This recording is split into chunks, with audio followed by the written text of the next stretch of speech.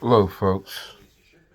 My name is BB Dog. I want to sit there and talk to you about the upcoming fight, January, oh, I'm sorry, July 29th, 2023 at T-Mobile Center, Las Vegas, Nevada.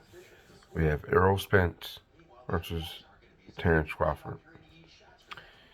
I have been talking to a lot of people about this fight because it's a 50-50 fight. There hasn't been a fight since this magnitude since Sugar Ray Leonard and Tommy the Hitman Hearns in 1981, 2016. It's definitely a 50-50 fight. It can go either way. I'm a huge Errol Spence fan, but I can understand it. Terrence Crawford is also a great fighter, and he's a dog. They both dogs. They both relentless. Crawford has the skills. He switches up to southpaw. He has the other styles. Errol Spence relentless. Errol Spence reminded me of Marvelous Marvin Hagler. So if you really want to look at it, this fight could be, you know, Leonard and Hagler when they fought. The difference is right now, both these guys are undefeated. They really never really came close to losing a fight. They are great boxers, great punchers, good defense, and they're both dogs, straight dogs. So, it's reason why a lot of people, experts, boxing experts, basketball stars, football stars, anybody you ask, person that's on the street, it's a 50-50 fight. Folks, I have went over this fight. I've been watching boxing. 53 years old. I've been watching boxing since I have been like 7 years old. Analyzing this fight, just looking at. I was watching, Crawford Porter, Crawford Gambono, Spence, Cal Brook, Spence, Mikey Garcia, Spence, Danny Garcia, Spence, Ugos, Crawford, Horn, Crawford, Brook, Crawford, Omar Khan. And I've just been studying both of these guys. And just looking at this fight, I have to go Errol Spence. Just have to. The reason why I'm picking Errol Spence is, for one thing, he's the bigger fighter going into this match. But not only is he the bigger fighter, he has boxing skills. So it's not like we're going to this fight and that he's like a straight brawler. Like with no boxing skills, no defense, nothing. Just a straight brawler. He's not. He has a high IQ when it comes to boxing. He does have defensive skills, and he's just a punisher. But watching the Ugos fight has really, really changed my mind about who I think will win this fight. The reason why I just say that is just after I think Errol Spence had dropped his mouthpiece, and at the time he thought, like he said on All Access, he thought he lost his partials because he had partials put in after he had the car accident he had. So he had partials.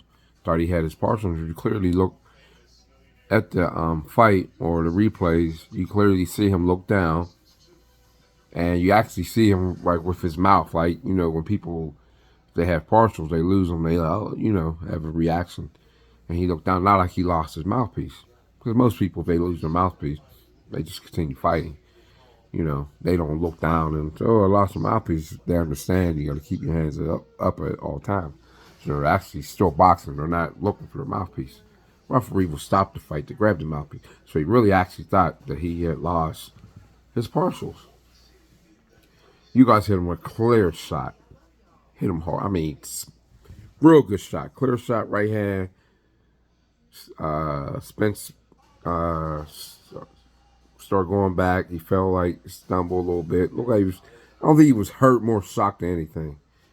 And later on that round, when that happened, referee stopped. To get Errol Spence's mouthpiece, and I think he had sent you guys to the corner, sent Spence, to his corner to get his mouthpiece, and for them, Derek James to get his mouthpiece, wash it off, and put it back in Spence.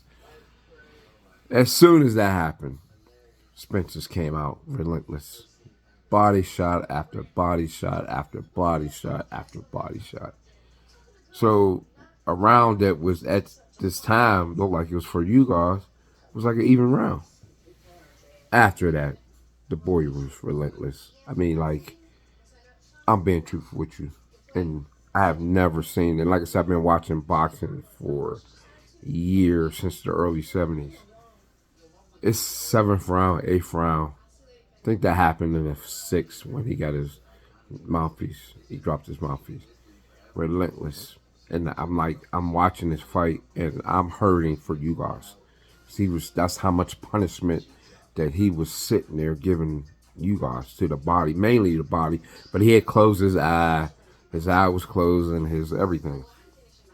I say like the 8th, 9th round, referee went, maybe the 8th round, referee went to the doctor. They checked his eye and let him go. And Spence just came out, continued punishing and punishing and punishing, punishing you guys. So at the point where, doctor, I think it was the 9th round, came back out, stopped the fight. I watched the All Access a week later that they showed on Showtime, and you guys is in his locker room after the fight, eye closed, bleeding from the eye, crying.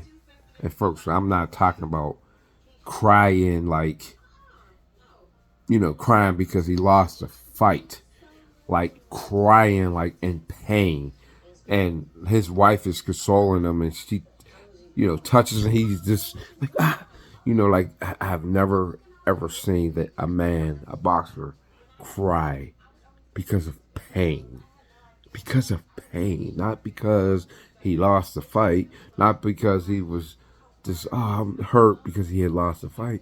But he was crying because he was in so much pain.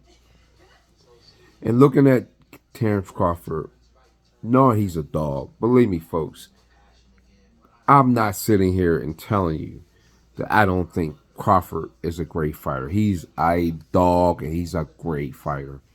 But just looking at this fight, if I would put my money on it, and which I've asked you to take Errol Spence by TKO stoppage. I say 9th round, 8th round, from the body shots. And if you go back and you look at Terrence Crawford, and you look at him now as he's training, he has a small waist, very small waist. I mean, I understand he's 147, he's supposed to be small, but there's no way. And you guys was a big guy. There's no way he's going to contain and be able to handle those body shots. And people were like, well, he's a great boxer. You think he's going to let him hit the body? No, folks. I don't believe that he's going to let him. Spence is relentless, and he's not going to stop.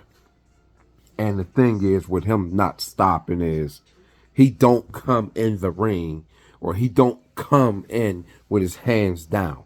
He don't keep his hands down. Like folks sitting there thinking, oh, he's not there where you're getting a nice, good shot on him.